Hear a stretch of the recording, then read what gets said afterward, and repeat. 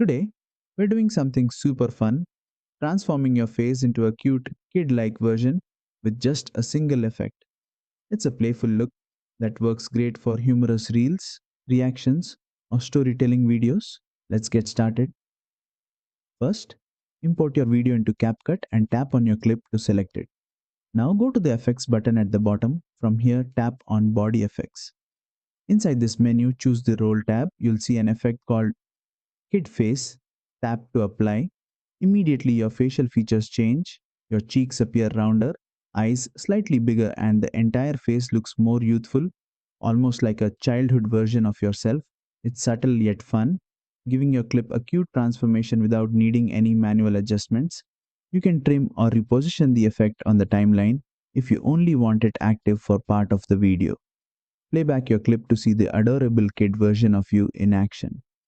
And that's it. You've successfully created the kid face effect in CapCut Mobile, a quick and fun tool to add personality and humor to your videos.